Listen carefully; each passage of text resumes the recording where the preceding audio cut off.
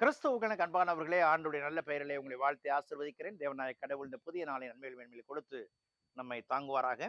தியானத்திற்காக ஒரு வசனத்தை உங்களுக்கு முன்பாக வைக்கிறேன். அது சங்கீதங்களின் புஸ்தகம் 62ஆம் சங்கீதம் 1வது வசனம். தேவனையே நோக்கி என் ஆத்துமா அமர்ந்திருக்கிறது, அவரால் ரட்சிப்பு வரும். தேவனையே நோக்கி என் ஆத்துமா அமர்ந்திருக்கிறது, அவரால் என் ரட்சிப்பு வரும். அன்புக்குரியவர்களே, வாழ்க்கையில ஒரு வாக்குறுதி என்பது நமக்கு மகிமை சேர்க்கிற ஒன்றாக, நம்மை மகிழ்ச்சிக்குள்ளாக நடத்துகிற ஒன்றாக அது காணப்படுது. இங்கே தாவீது ஒரு நம்பிக்கையோடு இறைவனை நோக்கி கூப்பிடுகிறான். அவராலே எனக்கு ரட்சிப்பு வரும். தி அஷ்யூரன்ஸ், ஒரு உறுதிப்பாடு. என் ஆண்டவர் என்னோடு இருக்கும் பொழுது நான் எந்த காரியங்களை குறித்தும் கலங்க வேண்டியதில்லை. நான் கோலியாத்திற்கு முன்பதாய் நிற்க வேண்டுமோ, இறைவனுடைய நாமம் எனக்கு துருகமாய் காணப்படுகிறது. நான் சவுலுக்கு முன்பதாய் நிற்க வேண்டுமோ, இறைவனுடைய பராமரிப்பு என்னை ஆற்றி தேற்றி அவனுக்கு எதிர்கொண்டு செல்லவும், அவனுக்காக யுத்தம் செய்யவும் என்னை ஆயத்தப்படுத்துகிறது. என்ன ஒரு அசைக்க முடியாத ஒரு நம்பிக்கை. யுத்த களத்திற்கு செல்ல வேண்டுமோ, அங்கிருக்கிற காட்சிகளை பார்த்து சீர் செய்யக்கூடுமோ, செய்வதற்கு அவன் ஆயத்தப்பட்டவனாய் காணப்படுகிறான். சொல்லுகிற வார்த்தை, என் ஆத்துமா தேவனையே நோக்கி அமர்ந்திருக்கிறது. இறைவனை நோக்கி அமர்ந்திருக்கிற வாழ்க்கையில இறைவன் தருகிற வெற்றியின் இலக்குகள் மிக பெரிது. God is my defense. என் ஆண்டவர் என்னை பாதுகாக்கும் பொழுது அவர் என் ரட்சிப்பாய் காணப்படுகிறார்.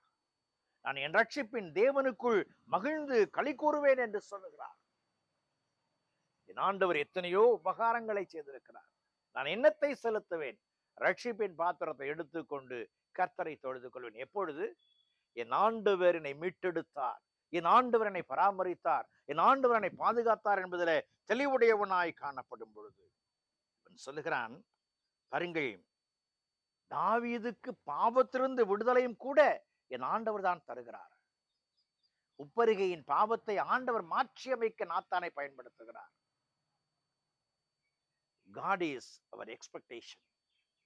கடவுள் நம்முடைய எதிர்நோக்காய் இருக்கும் பொழுது பாருங்கள், 5வது வசனத்துல, என் ஆத்துமாவே தேவனையே நோக்கி அமர்ந்திரு, நான் நம்புகிறது அவரால் வரும். என் எதிர்பார்ப்பு, என் வெற்றி, என் இலக்கு என் தேவனால் நிறைவேறும் என்று சொல்லுகிறான். பாருங்கள், உண்மைதான். அவனுக்கு மட்டுமல்ல, ஆண்டவரை நம்புகிற அத்துணை மக்களுக்கும் அதுதான். தேவனுடைய ஆலயத்துல அன்னாள் தேவனையே நோக்கி அமர்ந்திருந்த பொழுது நம்பினாள், எதிர்பார்ப்பை பெற்றுக்கொண்டாள். சிம்சோன் அந்த கடைசி நேரத்திலும் கூட இந்த ஒரு விசை மாத்திரம் என்ற ஆண்டவரை நம்பினான், பெற்றுக்கொண்டான். தாவீது அப்படித்தான் ஆண்டவரை நம்பினான், பெற்றுக்கொண்டான். இன்னைக்கு நீங்களும் நானும், நான் நம்புகிறது என் தேவனால் வரும் என்று சொல்லுகிற ஆதங்கத்தோடு ஏக்கத்தோடு என் ஆண்டவரை நோக்கி அமருவோம் என்று சொன்னால், வெற்றியை தர அழைத்தவர், தெரிந்து கொண்டவர், முத்தரித்தவர், முன்குறித்தவர் நம்முடைய வாழ்க்கையில அப்படிப்பட்ட ஆசீர்வாதங்களை தருவார் என்பதில் மாற்றமில்லை. அவரை நோக்கி அமர்ந்திருப்போம், வெற்றியை பெற்றுக் கொள்வோம். கடவுள் ஆசீர்வதிப்பார். ஜெபம் செய்வோம். கிருபை நிறைந்த நாள் ஆண்டவரே, இந்த நாளுக்காய் இந்த வேளைக்காய் நன்றி செலுத்துகிறோம். நம்முடைய திருக்கரங்களை எங்களை தாழ்த்துகிறோம் சாமி. நாங்கள் மட்டுமல்ல கர்த்தாவே, இந்த உலகம் அனைத்திலும் கர்த்தாவே எத்தனையோ விதமான ஏக்கங்களோடும் எதிர்பார்ப்புகளும் இருக்கிறது. இது உம்மை நோக்கி அமர்ந்திருக்கவும், நம்புகிறது உம்மால் வருகிறதை கண்டு ருசிக்கவும், உமக்கு சாட்சி பகரும் உதவி செய்யும், எடுத்து பயன்படுத்தும். இயேசுவின் ஜெபிக்கிறோம், ஜெபங்கள் பிதாவே, ஆமென்.